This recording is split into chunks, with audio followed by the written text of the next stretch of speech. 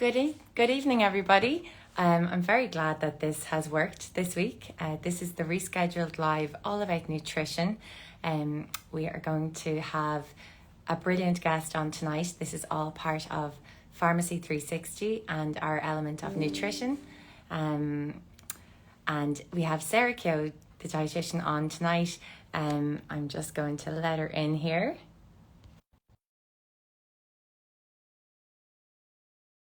A nutrition lecturer, and she's going to be full of great insights and knowledge for us all tonight in how to support our gut health during this busy time. Welcome, Sarah. Hi. Hi, how are you? This is great. It's finally worked I this know, week big for us. relief. So apologies to anybody who was trying to join us last week, but we were disappointed as well. But here we are tonight, and thank you so much, Sarah, for rescheduling at such a busy time of year, which will be part of our conversation tonight as well. So yeah, I was just literally saying, yourself over the Christmas period, the next couple of weeks, the previous couple of weeks, there's so much going on. The evenings are darker, the daylight hours are shorter, and there's social occasions, people are rushing around trying to organize themselves. And unfortunately, sometimes nutrition gets pushed down the list. But as we both know from working in healthcare, it's also a time of year where our immune systems can suffer too. So there's lots of colds and flus, and my gosh, the pharmacy was so busy today. Yeah, like there's just so much sickness going around. So what the conversation tonight is all about is how to keep ourselves well, keep our energy levels up, keep our immune systems nice and strong, and so we can enjoy the next couple of weeks and really like bask in it all and enjoy the nice bits of it all without the guilt. So this is a really nice conversation we're going to have tonight, where I know you're going to reassure people that they probably know a lot more than they're giving themselves credit for. Very true. I think it's one of those things in nutrition. I often think it's one of those things where we kind of know what to do, but the doing of it is often, the harder part. So I suppose what I'd love to do is just talk about some really simple things, because I think you're right. What we don't want is to be sniffling and sore and muggy with a cold on Christmas Day and things like that. So, what can we do to, as you said, you can see it, you see the pharmacy is full, you're walking down the street, there's people coughing and sneezing, and you're like, oh God, okay, this is coming. But yeah, luckily there's a few things we can do that can just make us a little more resilient, I suppose, when it comes to things like that. Yeah. So when it comes to our immune system, like nutrition is often looked as, some people say food is medicine, and how can we fuel our bodies to keep ourselves as strong? What would be your top tips when it comes to immunity? There's a couple of things, and it's funny, if I go in and I do a lot of workplace wellness, so if I'm going in, I'm talking about, I do a session called Eating for Immunity, and I love saying to people, what is your immune system? And everyone actually is kind of blank, because they're like, oh, because you can point to roughly where your liver is or your stomach. But the immune system is actually a few different things. So it's your skin, which is your barrier immune system. And then we have things like your gut, which is a big part of your immune system. And then we have right through to, say, our white blood cells that are part of that. And I suppose the bottom line is, because so many different bits of the body are involved in immunity, there's actually no one thing that's going to do it. You're going to need a few different things. So vitamin C is always the really famous one. And while vitamin C is important for the immune system, it's not the only nutrient. It's a helpful one that is good for supporting it. So, the vitamin C, now obviously people can sort of take supplements, but it's always lovely. I'd always say food first as much as you can, because when you get, say, a food source of vitamin C, you're also going to get other nutrients. And the same is true for protein.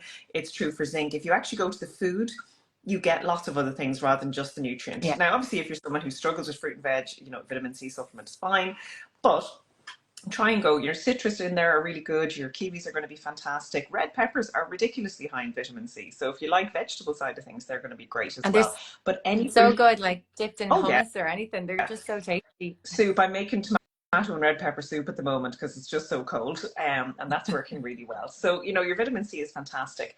Some of the other things that are really important, zinc is a key one for the immune system as well. And what's lovely about zinc is it also builds really lovely skin. It's really, really good for healthy skin. So zinc is in lots of different things, actually. So it's in a lot of sort of animal foods. So it's going to be in things like, you're going to get some in fish, particularly shellfish. Meat and chicken are good sources, but particularly pork of all things is quite rich in zinc. And then you will also get zinc in nuts and seeds. So things like sunflower seeds, almonds, hazelnuts, any of those. So those even ground up nuts and seeds that you can get, throwing those onto your cereal is brilliant. And just making sure, to be honest, if you're sort of ticking the box for your protein in the day, so whether you're a meat eater, vegetarian, in between, if you're getting your protein foods in the day, very often you're going to be picking up your zinc as Brilliant. well. And Brilliant. my other favorite one for the immune system, though, is kind of a funny one, but it's rest.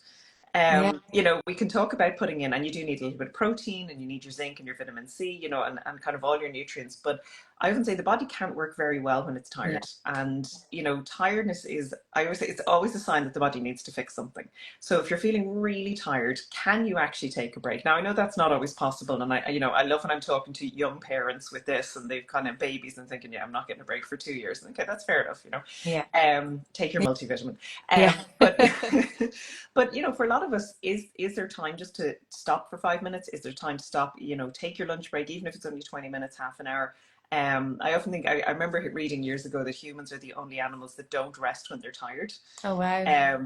Well, you know, if you look at cats, dogs, pets, you know, we've had dogs, we've cats at the moment, they take plenty of breaks. And I always think we're sort of looking down at the pets and going lazy. And I always think they're looking right back up at us and going stupid. Yeah. You know, because actually you need to give your body a chance to use the nutrition that you're putting in there as well.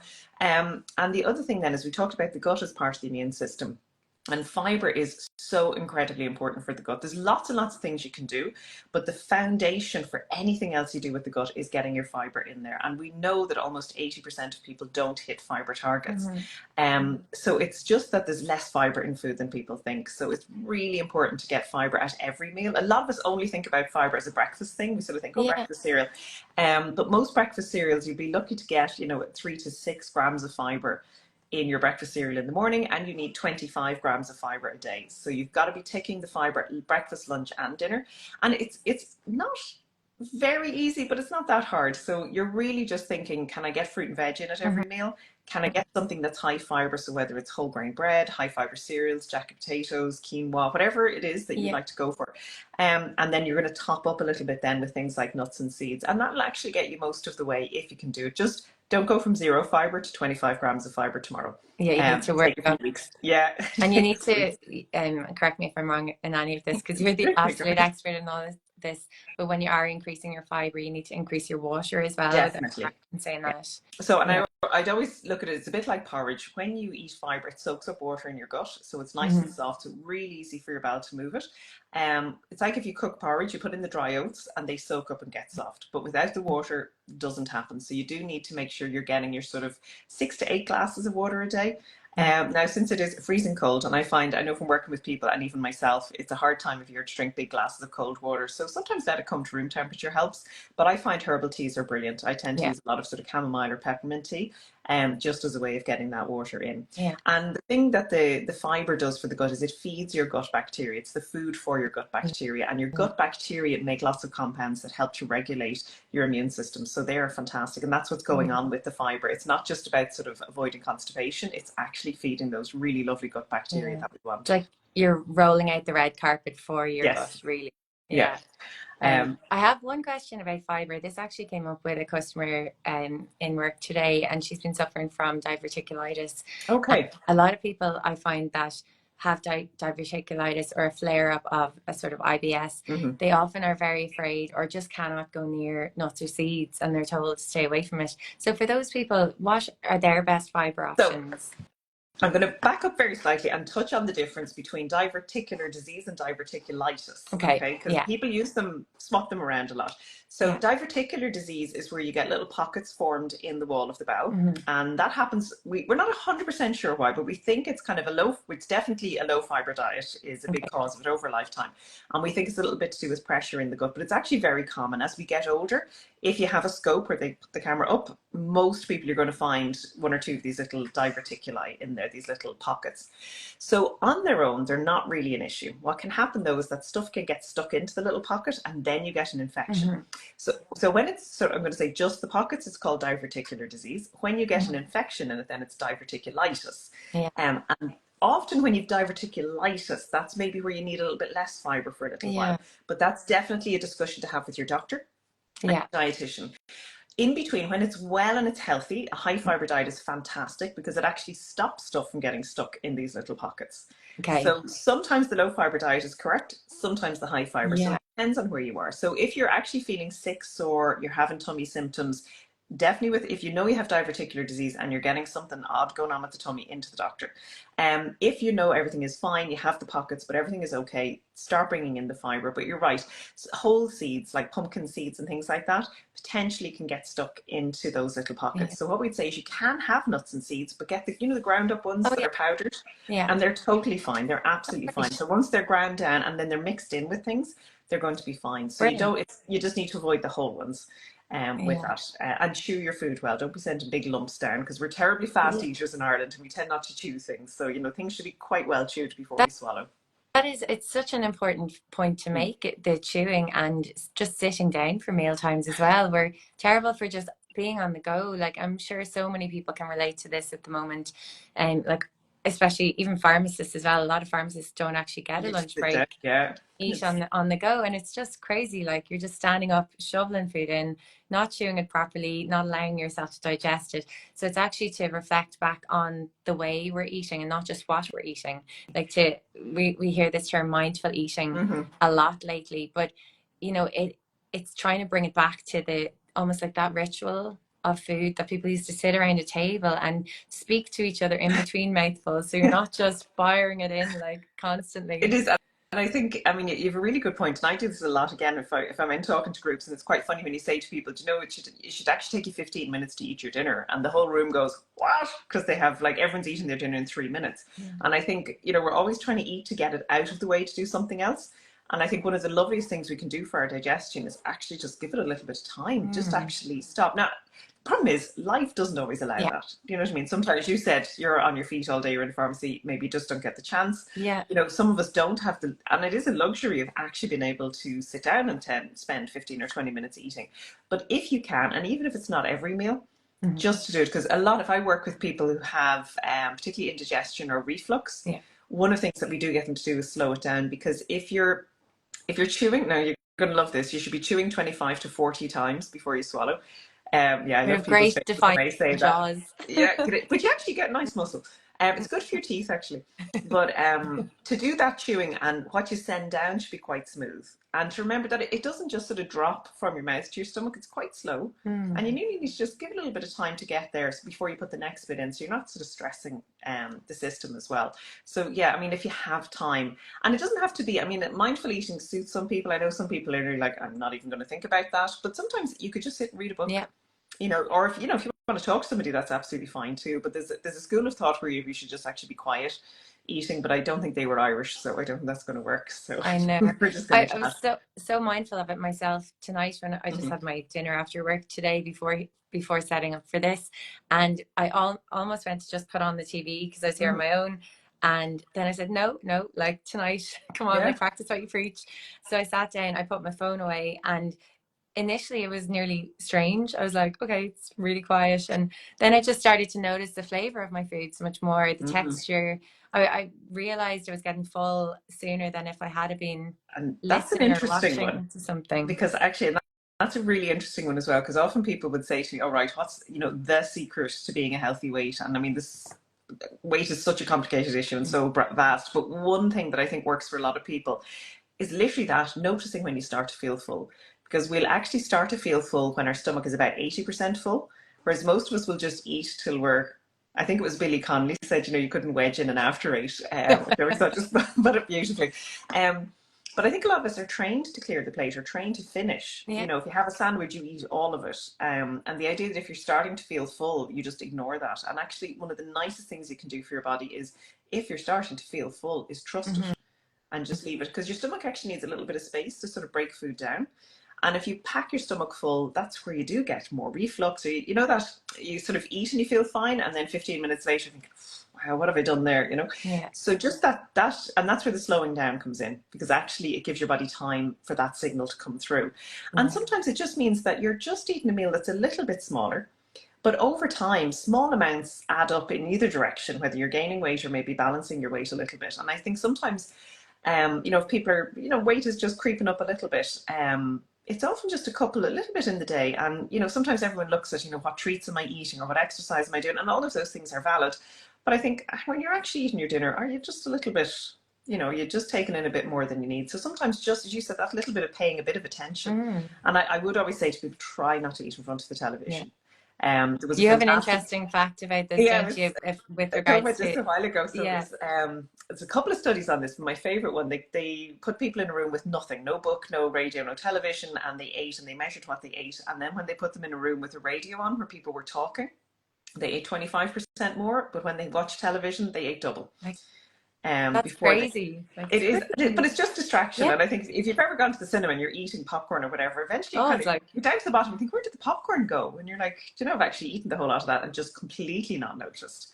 I think if you're going to eat nice food, you should probably pay attention to it and enjoy it. enjoy it exactly. Yeah, and we just can get, as you said, it's that pure distraction, Mm. and then it becomes a habit. Yes. And like, so I'm not in the habit of sitting in silence like I did tonight, but I can create that as a new habit just within time. Yeah. You know, so it does create a bit of, like, it needs a bit of discipline at the start, Yes. but when you kind of, you know the benefits and realize that this is directly linked to your health, your energy, your immunity, you know, how you're feeling in your own skin, and it's worth it. Yeah, it's a nice thing. And like I wouldn't even have a television in the kitchen at home because it just, you know, when I was even kind of, you know, when you move in and you're getting things set up, and I was like, you know what, I'm just not even going to put it in there because then it's just never going to be a thing Yeah. with that. So yeah, And you can keep your room for eating separate to your living room. yeah, Where if you TV. can, if you've space I'm, and all, yeah, definitely. I mean, I'm Yeah. in an apartment. My kitchen's right there, and my TV's right there. So No, it's like we've all had the, you know, the apartment living out, you know, yeah, all of these things are always great when you have all the space for it. But yeah, as you said, sometimes it's the discipline of not just turning it on for company and then you end up watching it, you know. And what's your tips about portion size? Because you made a very interesting point I heard recently about the size of our dinner plates now compared to before. Well, this is something that I was talking to my students about because I lecture on nutrition, and I love talking about how plate sizes have grown over the last sort of 20, 30 years. And if you take a plate size from the 1970s and you fill it, it's going to hold about 800 calories. But if you take a standard plate from today and you fill it, it's going to hold 1,900 calories. And if you ask anyone, they're having the same dinner. Oh, I'm having spaghetti bolognese, or I'm having a chicken curry. Yeah. And yes, you are, but it's, you know, if you're filling that plate, which we do, like in More Ireland, than we don't double, like, we don't like blank bits in the plate. You know, it's full. But if you are filling that plate, it can be more than double what you were eating. So you might think you're having exactly the same dinner, but it's quite big. So I'd say, again, depending on what you're doing, if someone is extremely active, if you're doing a lot of exercise, like you're going a marathon, you're doing an Ironman, you're doing, you know, a decathlon or whatever, yeah, you might need those bigger portions. But for most of us who are doing, you know, maybe going out for a walk, going to the gym the odd time, size of your hand is a really, really good measure. Now you can put a rim around it, but that's your plate, size of your hand, and it's a really good guide because it's going to be in proportion with your body. You know, if you're a smaller person, you've got a smaller hand, so it actually takes the portion size. And I know when I do that, everyone's like, "That's a side plate." It's like, I've actually got big was, hands. I'm quite happy with that. You're okay. But it's in proportions. But you know, that was a dinner plate in the 1970s. You know, if your parents have plates around, you should actually dig them out. I did after I listened to your podcast with Carl Henry, and my mum was trying to clear stuff out of the house, and I found my granny's old dinner service, and the plates are so much smaller. Yeah. It's really amazing. And that was like a dinner service, so they would have been nearly slightly, but you know, if it was the fancy plate for Christmas or whatever, they'd actually been slightly bigger. Yeah.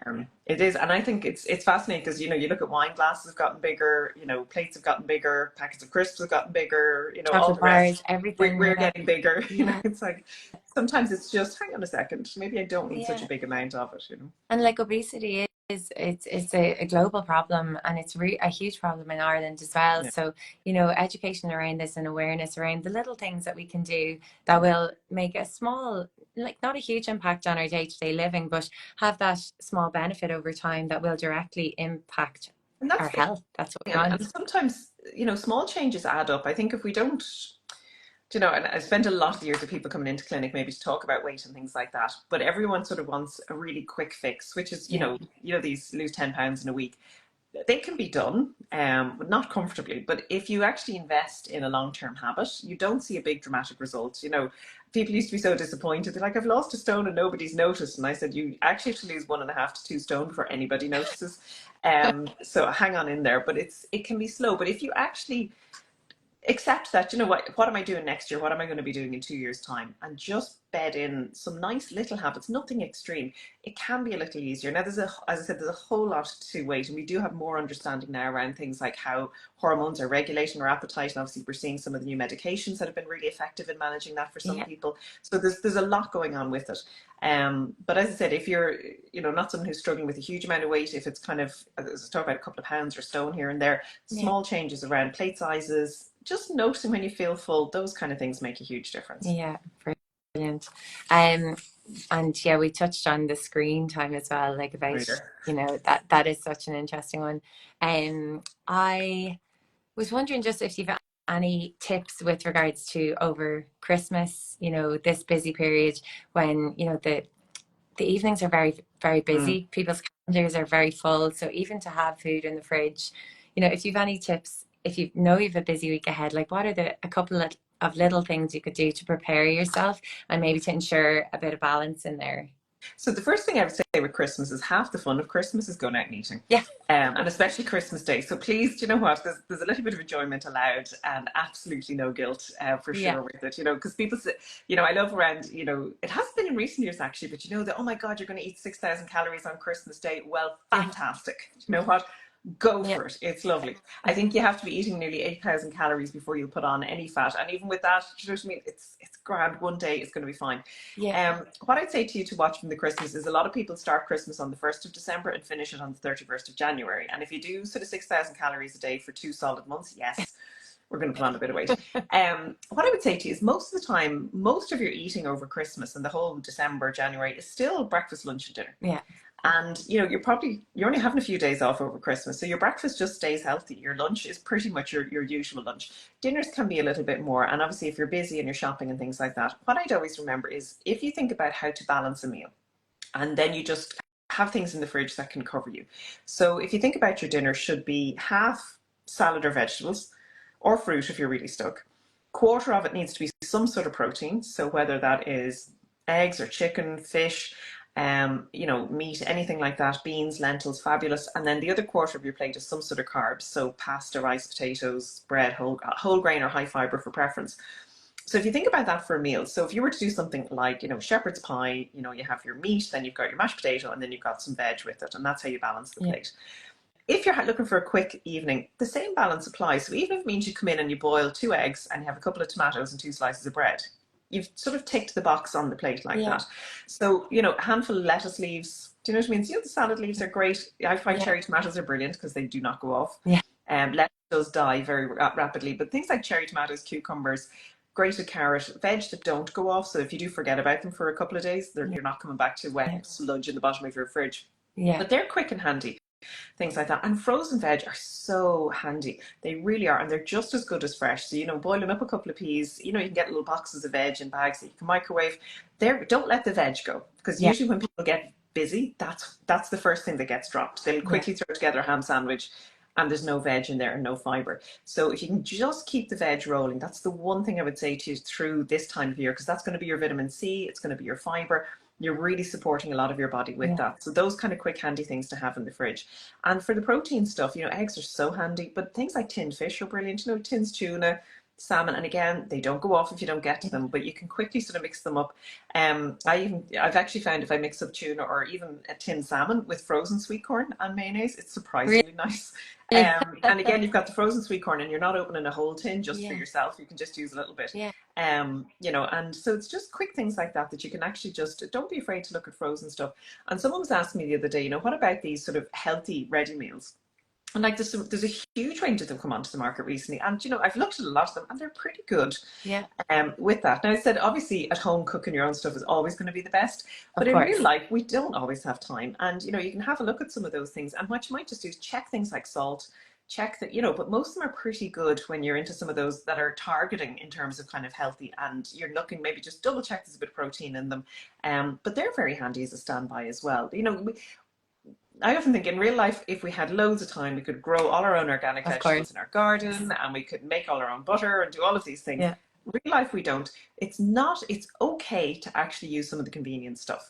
And people hear convenience and they automatically think that they're going to be sort of bad for you, but there's a lot of convenient stuff that's like tin chopped tomatoes are fantastic. You can do quick stuff with them for pasta sauce. Passata is just sieved tomato, and yes, it's in a jar, but there's nothing else in it.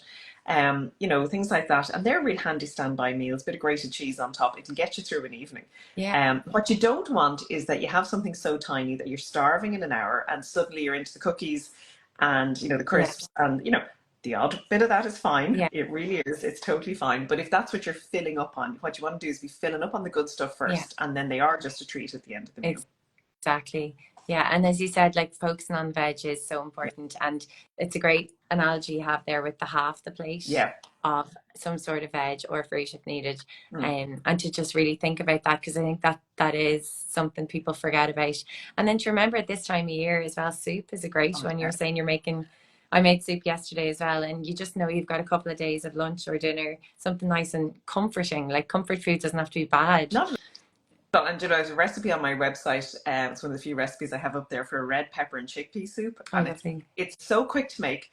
I make this. My kids are going, "You seriously making that again?" But I love it. It's this ginger in it and this turmeric in it, and it's just got lovely flavors. And it's one of those where it's total comfort food. What is your website, Sarah? Eatwell.ie. Eatwell.ie. I'll link that at the end for sure. But it's a really good winter recipe with it, and it freezes really well. And I always think having that as a standby, and you can put a bit of chili in it, and then on a cold day, it's just a lovely thing. And I think you're right. Soup is such a comfort food, and I love stews and casseroles. If you have a slow cooker, or the nice thing, and I used to say this a lot to patients. The thing about something like a stew or a casserole, it actually only takes 15 minutes of actual work. And then you just put it in the oven for the 2 hours. So you can actually, if you're making your dinner in the evening, you can sort of throw a stew together and just throw it in the oven. And then you're eating your dinner, and then before you're going to bed, you can just turn it off. And it'll sit in the oven overnight and actually just taste nicer the next day, and it's done. So, you kind of think, oh, stews take hours. Cooking they do, but there's no work to them. They're very easy to make. And they're a great way to use up veg that might be going off soon as well. And it's good. And there's lovely things you can play around with, putting Guinness in it, and all sorts of things. Lovely, sounds good. I have a couple of questions that people sent in, so if you don't mind, I'll just move on to them. So somebody was asking, like, what are your top 3 go-to meals on a busy week? Like, what are your favorite ones that you would do? Well, that red pepper soup is definitely my lunchtime, because actually if I'm working from home, I'll kind of go down and throw that on, because it only takes a couple of minutes, and then work for another sort of half an hour and come back and have it. So that's a really quick one I go for. I have to say, I do a beef and Guinness stew, and it's actually out of the Avoca Cafe cookbook that I got years ago, and it is such a good recipe, and it works really, really well. So I often make that on a Sunday, because Mondays are a particularly busy day for me. So I often make that on a Sunday evening and then have that on a Monday. So that I love that, because the reheat is good. My other one, in fairness, I absolutely love spaghetti bolognese. And I make that a lot, and one of my kids likes it, so he's got a good go at it, so he's good. But that's one I love. I do love that. A good way of getting veg in there as well, if you chop it up nice and small. But one I do, which wouldn't necessarily tick the box as the healthiest recipe in the world, but I started making this because I was trying to get fish into my kids when they were a lot younger, and it's sheet of puff pastry. And you make up a roux, like a melt flour and butter together, cook it for a minute. And without any other liquid, you throw 2 tins of salmon into it and mix it, and you just line it into the puff pastry, egg, seal it all up, and then stick it in the oven for half an hour. It's absolutely gorgeous. It's a really nice fish pie. But it's one of those emergency standbys, because you can take the pastry out of the freezer and the tinned fish out of the cupboard. And I do that one quite a bit as well, because my kids still like it, even though they're well past kind of trying to sneak food into them, or healthy food into them. And I have to say, I do come that as a store cupboard standby for my house. We do that with kind of veg and potatoes and things. Yeah, brilliant. Thank you for sharing those. Somebody's asking here as well, how to help with food guilt over Christmas. I know you touched on it a little bit earlier, but if you have any tips, any advice? Do you know what? I think diet culture has a lot to stand up for. We can talk about the whole issue of weight and health and weight, and all of that sort of thing with it. It depresses me nearly when I see people feeling guilty about eating, because it is such a life necessity. It's like feeling guilty about breathing. You actually have to eat. And I think sometimes there's so much judgment poured into food that people nearly feel conscious. I often find when I would meet someone for the first time, particularly when I was working in a hospital, if I came over for lunch and there was a new member of staff and they go, "Oh, this is Sarah, she's the dietitian," they used to just cover their food. Oh God. And you're like, I don't care. Yeah. You know, I'm not judging. Yeah. And everyone else would laugh because they know me at that stage. And they know, actually, dietitians wouldn't even notice what you were eating. If you're not our patient, don't care. Yeah. And, you know, you can be so non-judgy. It's funny with dietitians because we eat chocolate and, you know, there's loads of veg, but, you know, we'd never have a conference where there wasn't a really good dessert. Yeah. But I think that's an important thing. I think it's understanding balance in nutrition. And I think, to be honest, what's been very harmful and a thing I hate in the last kind of year or so is this idea of ultra processed foods being, you know, it's this huge, scary term, and people are like, oh my God, I'm going to die if I eat whatever. And ultra processed food is just the new fancy term for what we would have called treat foods. So foods that are high in things like salt or fat or sugar, and they're like, oh, you know, they're causing cancer and heart disease and diabetes if you eat a lot of them. Yeah. Okay.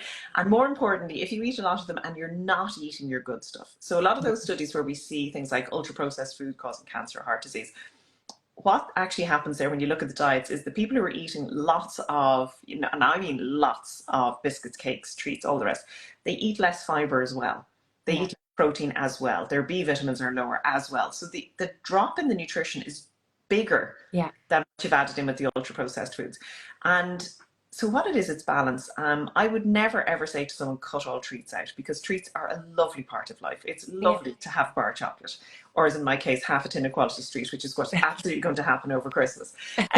You know, so they're nice, they're joyful, they're really nice, pleasurable things. And it is just a little bit of a balance with it in that it's okay to eat these foods. When we look at things like cancer, there are so many factors involved in deciding maybe why one person gets cancer or one person gets heart disease and another person doesn't. Diet is one part of it. And I'm sitting here as a dietitian, it's one part of it. It can be a big enough part of it, but there's so many other things. There's genetics, there's bad luck, you know, there's loads of things with it. That the guilt, like, what are we feeling guilty about? It's eating. We have to actually eat. And I think what I would say to you, there's no quick tip for that. What I would say to you is give yourself permission to enjoy your food. And if you really are struggling, I would book in to see a registered dietitian who has some experience in what we call disordered eating. And this is the thing I would have seen a huge amount. I don't do those kind of clinics now, but I used to. And, you know, so many people would come in feeling bad about what they're eating. And I always loved, after a couple of months, someone just gone, I'm just so relaxed now about food. Because I think sometimes people take a small thing and get terrified. You know, they go, oh, what's the latest, you know, food additive we're all worried about? And then you're terrified of eating it. And people, oh, I'm killing my kids with it. You're not. And that's what I say. But make sure it's a registered dietitian, because you want to make sure the person really has good training around talking about it. And I do see that a lot. You know, when people start going online and they start going, oh, look at these additives or look at this ultra processed food, what turns up in the clinics of dietitians is frightened people. And sometimes people go, why are dietitians giving out about somebody who's just, well, do you know what? They're sending people into my clinic crying with distress because, you know, they think they're eating something so bad. And, you know, it's just not. I think if you have a lot of food guilt, I would get very reliable information from someone who is really qualified in nutrition. And I think it's a huge issue in nutrition is there's such, I suppose there's no restrictions on who can talk about nutrition, and there's, you know, social media is flooded with it, and it's not always reliable. So if you're following someone who's scaring you, you stop following them. Because nutrition is not scary. It's interesting. It should be, oh, that's interesting. It should not be, oh my God, I'm feeling terrible. Stop following that person. Step away. And if you really are struggling and you have a lot of bad feelings around food, there are some fantastic dietitians who actually work directly in that area. And you know, it's worth a couple of sessions because you're going to eat for the rest of your life. You might as well feel good about it for the rest of your life. It should be enjoyed.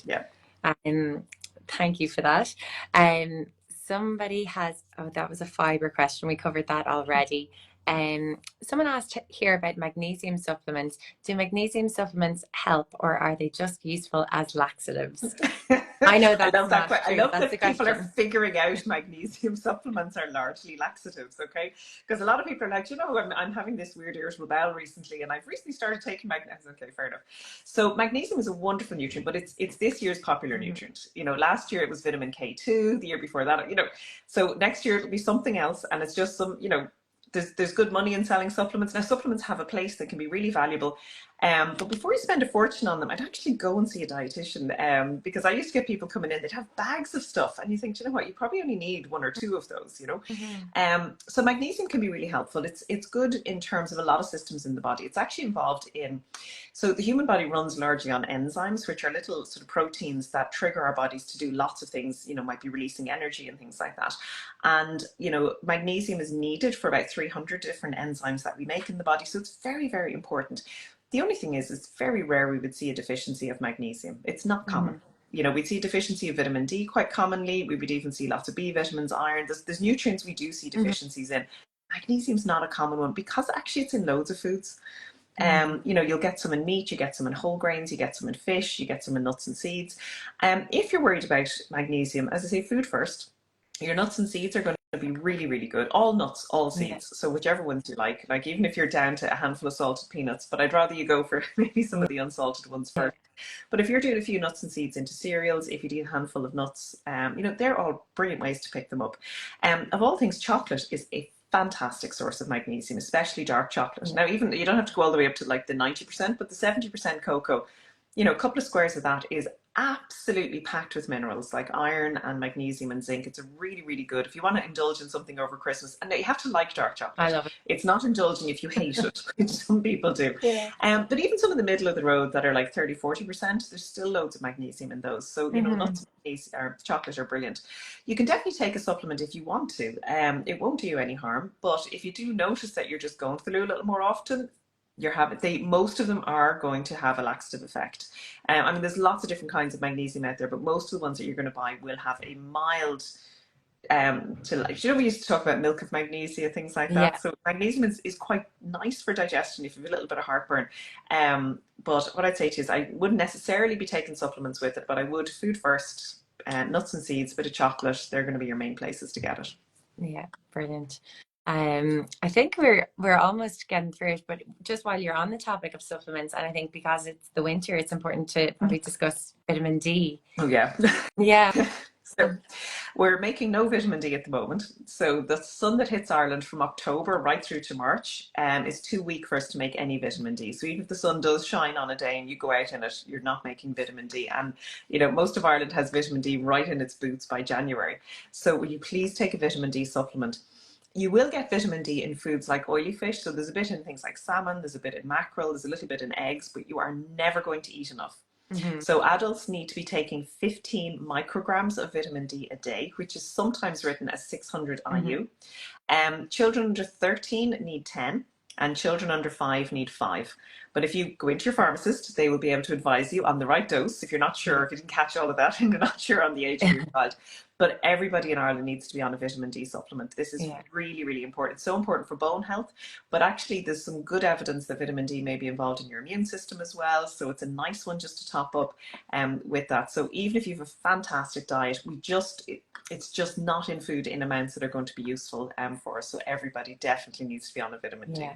And they come in so many different forms. There's a spray that's really Mm-hmm. nice, or there's capsules, or there's drops for kids. Like there's so much out there. So you absolutely ask your pharmacist for sure, or Definitely. And there's pharmacies, no even difference because people are saying, oh, well, should I do the spray? Should I do it? Doesn't matter. Whichever one works for whichever you. way You you know, get some people it. just can't swallow tablets no matter what. So the sprays are actually really handy, but they all come in, they all get digested, they're all going to work beautifully. So yeah, chat to your pharmacist about Yeah, that one.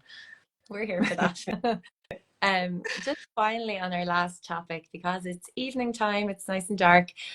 Just with regards to sleep in the winter, obviously, you know, with the darker days, our bodies do need to rest more, as Mhm. we touched on earlier. But you have a trick up your sleeve about sleep, about food. Definitely, that's, and I know when I go in and I'm doing talks on like feeding your mental health and things like that, the sleep is a huge topic, and I think lots of people do struggle with sleep for lots and lots of reasons. So, Mhm. from a pure nutrition point of view, there's been really, really interesting studies over the last 15 years on the effect of kiwis and sleep. And I'm very skeptical when things come out and, you Actually, know, someone goes, oh, wow, kiwis are going to make you go to sleep. Oh, there you go. And it's, oh, kiwis are going to make you sleep. And I think, oh, right, here's another one. But actually, we've a good solid 15 years of research on this, and eating 2 kiwis about an hour before you go to bed We now know you fall asleep faster, stay asleep for longer, and you're less likely to wake up in the middle of the night. So it's actually been really effective, and it's now at quite a lot of quite high level athletes are actually taking them Wow. so that they do sleep. So they're really good. Another one to look at is what's called tart cherries. So not to be confused with ordinary cherries, these are tart cherries, and you can buy them frozen or dried. And they actually contain some natural melatonin. So for some people, that helps them to fall asleep as well. So that's about an hour before going to bed as well. Really useful for that. But one I see in a lot, and particularly in women, is would you ever eat something? If you're absolutely starving and you're not eating enough food during the day, you're not going to sleep properly. So you actually, sometimes people are trying to do these 1,200 calorie diets, which is calories for a 4-year-old, by the way. And if you're trying to do a 1,200 calorie diet as an adult woman, you're going to be waking up hungry. So you do need to eat. But one other thing for sleep, which gets overlooked, and often we are mentally tired by the end of the day, but we're not physically tired. And I'd often say to patients, you've got to run the physical battery down as well as the mental battery. Because if you go to bed, I often think, if you've had kids, if you run the legs off them, they fall asleep. If they do no exercise for the day, everybody's up. And as adults, we actually need to do that little bit of physically running the body down. Yeah.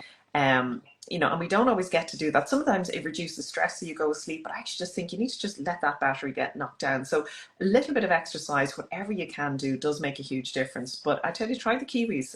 The research is really, really interesting on that for sleep. I'm definitely going to try tonight, so I'll keep you updated. Report back. Yeah. But just to wrap it up, it's been a great conversation. Thank you so much for sharing all your knowledge.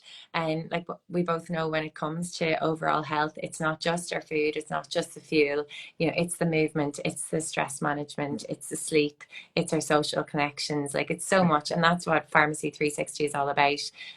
So thank you so much for being a part of it. And yeah, hopefully people will have gotten some good tips from you tonight. No problem. And I just want you to mention as well the courses that you run. So you go into workplaces, don't you? Yeah, so I do a lot of going into workplaces.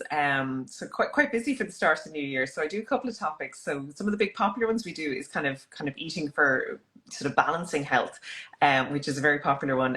Feeding your mental health is one of the others. And, we'd look at loads of different women's health. We've had requests for men's health this year for the first time, which is brilliant. Yeah. Sort of with Men's Health Day and our International Men's Day.